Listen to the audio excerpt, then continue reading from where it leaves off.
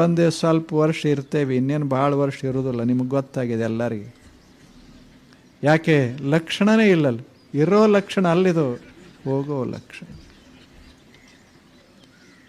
ಎಲ್ಲ ಇದ್ದು ಜಗಳ ಮಾಡ್ತೇವೆ. ಇದರ ಅರ್ಥ ಏನು ಅಂದ್ರೆ ಅವಸಾನ ಶುರುವಾಗ್ಯದಂತೆ. ಎಲ್ಲ ಇದ್ದು ಹಿಂದಿನವ್ರಿಗೆ ಏನಿತ್ತು? ಮನೆ ಇರಲಿಲ್ಲ, ಗವ್ಯಾಗಿದ್ರು.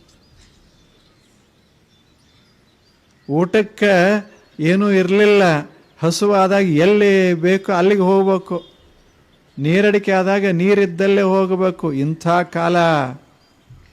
ಹೊರಗೆ ಹೋದ ಮಕ್ಕಳು ಒಳಗೆ ಬರ್ತಾರಂತ ಗೊತ್ತಿಲ್ಲ, ಯಾವುದೋ ಪ್ರಾಣಿ ತಿಂದು ಹಾಕ್ತಿತ್ತೋ.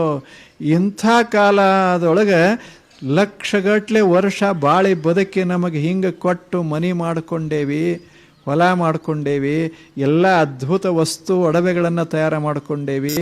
ಎಲ್ಲ ಸಹಾಯ ಬಂದಿದ್ದು ಭೂಮಿಯಿಂದ. ಬಂಗಾರ ಬಂದಿದ್ದು ಭೂಮಿಯಿಂದ, ಬೆಳ್ಳಿ ಬಂದಿದ್ದು ಭೂಮಿಯಿಂದ, ಮುತ್ತು ರತ್ನಗಳೆಲ್ಲ ಭೂಮಿಯಿಂದ, ಏನೇನು ನಮ್ಮ ಸಂಪತ್ತ ಅಂತಂತೇವಿ ಎಲ್ಲ ಭೂಮಿಯಿಂದ ಬಂತು. ಇಷ್ಟಾಯ್ತಲ್ಲ, ಇಷ್ಟೆಲ್ಲ ಅದ ಅಲ್ಲಿ. ಆರಾಮಿರ್ಬೇಕು ಬೇಡ?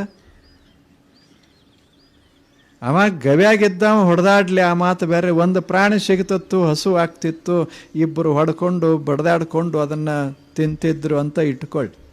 ಈಗೇನಾಗಿದೆ? ಇಷ್ಟೆಲ್ಲ ಅನುಕೂಲತೆಗಳಿದ್ದಾಗಲೂ ಸಹಿತ ಮನುಷ್ಯ ಬಡ್ದಾಡ್ತಾನೆ. ಇದರ ಅರ್ಥ ಏನು ಅಂದರೆ, ಏನಿದ್ರ ಅರ್ಥ? ಇವ ಉಳಿಯೋ ದಾರಿಯೊಳಗಿಲ್ಲ. ಭಾಳ ದಿವಸ ಇರ್ತಾನಂತಲ್ಲ, ಅಷ್ಟು ವರ್ಷ ಬಂದಾನ, ಇನ್ನೊಂದು ಸ್ವಲ್ಪ ದಿವಸ ಇರ್ತಾನೆ. ಇರೋದ್ರಾಗ ನೋಡಿ, ಇನ್ನೊಂದಿಟ್ಟು ನೋಡಿ, ಇನ್ನೇನು ಬರೋದು ಭಾಳ ಕಷ್ಟ, ಇನ್ನೊಂದಿಟ್ಟು ನೋಡಿ ಯಾಕೆ ಹೋಗಬಾರದು? ಚಲೋ ಚಲೋ ಅದ ಜಗತ್ತಿನ.